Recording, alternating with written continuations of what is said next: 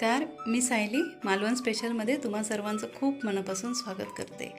मालवणी पद्धतीच्या बनवलेल्या non veg dishes तर सर्वांनाच खूप आवडतात। आज आपण मालवणी पद्धतीने शिंपल्यांचा रस्सा बनवूया। चला, त्यासाठी मी इथे घेतलेत स्वच्छ धुतलेल्या शिंपल्या किंवा तिसऱ्या किंवा मुळे। त्यानंतर वाटण्यासाठी आपल्या मालवणी पद्धतीच्या कांदा आणि खोबरं, त्यानंतर लसूण, आलं। आपण इथे घेतलेला आहे मालवणी पद्धतीचा भाजका मसाला आणि थोडासा गरम मसाला। त्यानंतर मी इथे घेतले टोमॅटो, कांदा, एक तमालपत्र, थोडासा कोकमाचा आगळ आणि मीठ। आणि मी इथे घेतलाय एक मोठा अख्खा बटाटा स्वच्छ धुवून घेतलेला आहे। आपण आता रेसिपीला सुरुवात करूया।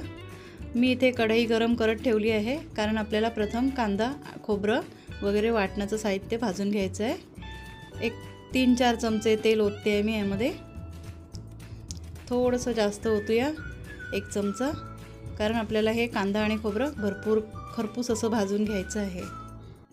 तेल व्यवस्थित गरम झाल्यानंतरच आपण यामध्ये कांदा टाकणार आहोत। मी इथे 2 मध्यम कांदे उभे कापून घेतलेले आहेत। आपलं तेल सुद्धा व्यवस्थित तापलेलं आहे, त्यामुळे कांदा लवकर भाजला जाईल। आता यामध्येच मी भाजण्यामध्येच टाकणार आहे आलं आणि लसूण। इथे मी 7-8 लसणाच्या पाकळ्या, आणखी 4-5 आल्याचे तुकडे घेतलेले आहेत। आणि या रेसिपीमध्ये आपण आलं लसूणची पेस्ट अजिबातच वापरणार नाही आहोत। गॅस आपण मध्यमच आचेवर ठेवलेला आहे। आणखी कांदा लाल होईपर्यंत अगदी भरपूर व्यवस्थित भाजून घ्यायचं आहे। कांदा खरपूस भाजून झाला की त्यामध्ये आपण टाकणार आहोत आता खोबरं। इथे मी 1 छोटा नारळ एवढं खोबरं घेतलेलं आहे। इथे मी कांदा आणि खोबऱ्याचं प्रमाण समसमानच ठेवलेलं आहे, म्हणजे 1 वाटी कांदा तर 1 वाटीच खोबरं घेतलेलं आहे, त्या प्रमाणातच तुम्ही घ्या। आता आपलं कांदा, खोबरं, आलं आणि लसूण याचं भाजण व्यवस्थित असं भाजून झालेलं आहे। तुम्ही पाहू शकता अगदी खरपूस भाजलेलं आहे, व्यवस्थित तांबूस रंग आलेला आहे। हे आपण आता एका प्लेटमध्ये काढून घेऊ आणि वाटण थंड झाल्यावर मिक्सरला लावून आणू। चला तर आपण आता पुढची स्टेप बघूया। मी आता इथे घेतले ते तिसऱ्या किंवा मुळे, जे काही तुम्ही त्याला म्हणता, ते आता मी एका भांड्यामध्ये घेतले आहेत। स्वच्छ 3 पाण्यात धुवून घेतलेले आहेत, कारण त्यामध्ये माती भरपूर असते, ती जायला पाहिजे।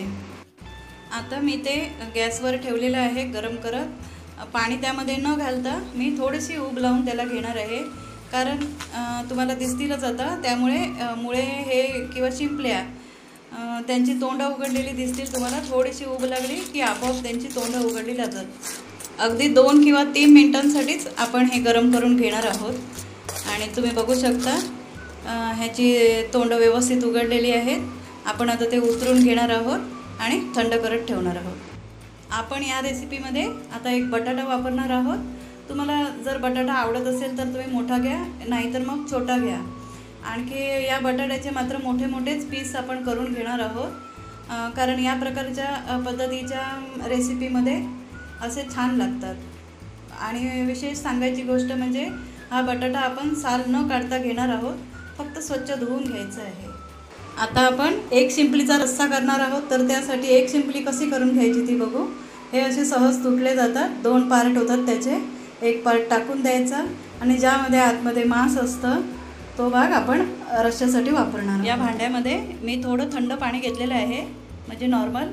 आणि त्यामध्ये आता मी हे जे आपण 1 शिंपली करून घेतलेली आहे ते टाकणार आहोत। व्यवस्थित बुडवून घ्यायची आहे, कारण त्यामध्ये असलेलं एखाद दुसरं मातीचा कण असेल तर तो तळाशी बसेल। आणि आपण वरचेच शिंपले घेणार आहोत। हे 5 मिनिटांसाठी असेच ठेवू, तोपर्यंत आपण फोडणीची तयारी करूया। त्यासाठी मी इथे आता कढई तापत ठेवलेली आहे गॅसवर, आणि त्यामध्ये आता मी घालणार आहे 2 किंवा 3 चमचे तेल। जास्त नाही घालणार, कारण ऑलरेडी आपण भाजण करताना तेल वापरलेलं आहे, त्यामुळे एकदम 2 चमचेच तेल वापरा। त्यामध्ये तमालपत्र टाकूया आणि आता त्यामध्ये आपण टाकणार आहोत बारीक कापलेला कांदा।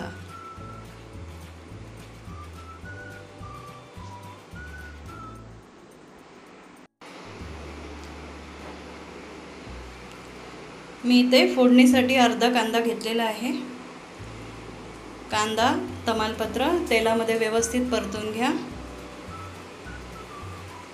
अगदी कांदा मऊ आणखी लाल होईपर्यंत आपण परतून घेणार आहोत. आता आपण त्यामध्ये टाकणार आहोत टोमॅटो. इथे मी अर्धा टोमॅटो घेतलेला आहे. टोमॅटो थोडासा नरम किंवा मऊ होईपर्यंत आपण परतून घेणार आहोत. कांदा आणि टोमॅटो आपण तेलामध्ये व्यवस्थित परतून घ्यायचं आहे.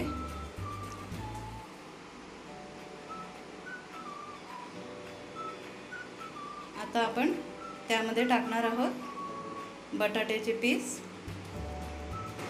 ते सुद्धा फोडणीमध्ये आणि तेलामध्ये व्यवस्थित परतून घेऊ.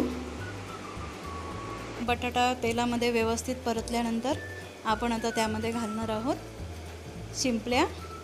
जे आपण एक शिंपली करून घेतलेली आहे ते असे जाळीच्या चमच्याच्या सहाय्याने थोडे काढून घ्यायचे आहेत अगदी वरचेवर, म्हणजे त्यामध्ये माती येत नाही.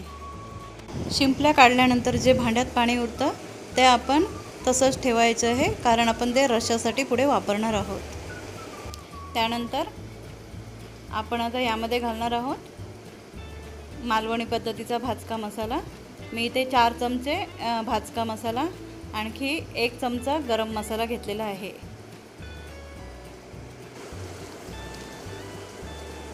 आता आपण यामध्ये घालणार आहोत शिंपल्यांमध्ये जे उरलेलं पाणी होतं ते आपण वापरणार आहोत.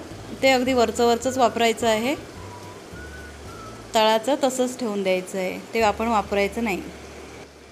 आता आपण हे मिश्रण हळूहळू ढवळून घेऊ, कारण नंतर तर आपल्याला एकसारखं ते ढवळता येणार नाही. कारण मग काय होतं, जे शिंपल्यांचं मांस असतं ते शिंपल्यांपासून सुटून शिंपल्या रिकाम्या राहतात आणि मांस एका बाजूला पडतं, मग खायला मजा येत नाही. आता आपण यावर झाकण ठेवलेलं आहे. एक 5 मिनटं शिजू देऊन बघू आपण बटाटा शिजला का. तुम्ही बघू शकता बटाटा अगदी व्यवस्थित शिजलेला आहे. आता आपण यामध्ये घालणार आहोत वाटण. परत एकदा थोडंसं त्यामध्ये पाणी टाकून घेऊ, कारण रस्सा आपल्याला थोडासा पातळच पाहिजे, एकदम घट्ट करायचं नाही आहे. आता आपण हे असंच 5 मिनटं मध्यम आचेवर शिजत ठेवू. 5 मिनटं शिजल्यानंतर आपण पाहू शकता छान असा कलर आलेला आहे. आपला शिंपल्यांचा रस्सा एकदम परफेक्ट तयार झालेला आहे. यामध्ये आता मी टाकणार आहे थोडासा कोकमाचा रस किंवा कोकमाचा आगूळ, एकदम थोडासा. आणि आता आपण घालू यामध्ये थोडंसं मीठ चवीप्रमाणे. अगदी हळूहळू वरच्यावर आपण हे ढवळून घेणार आहोत. आणि आता आपण हे परत 1-2 किंवा 3 मिनिटांसाठी झाकून ठेवणार आहोत. 2 मिनिटांनंतर आपण हे पाहू शकता झणझणीत असा तिसऱ्यांचा किंवा शिंपल्यांचा आपला रस्सा एकदम परफेक्ट तयार झालेला आहे. छान असा मस्त कलर आला आहे. आता आपण यामध्ये टाकणार आहोत थोडीशी ओली कोथिंबीर. तुम्हाला हवी तेवढी तुम्ही टाकू शकता, कमी जास्त. आपला मालवणी पारंपरिक अशा पद्धतीने केलेला शिंपल्यांचा रस्सा एकदम परफेक्ट तयार आहे. तर आजची ही रेसिपी, हा व्हिडिओ आपल्याला कसा वाटला कमेंट करून नक्की सांगा. व्हिडिओ आवडला असेल तर नक्की शेअर करा, लाईक करा आणि अशाच प्रकारच्या रेसिपीज पाहण्यासाठी आपल्या चॅनेलला सबस्क्राईब करा. सर्वांनी काळजी घ्या. Thanks for watching.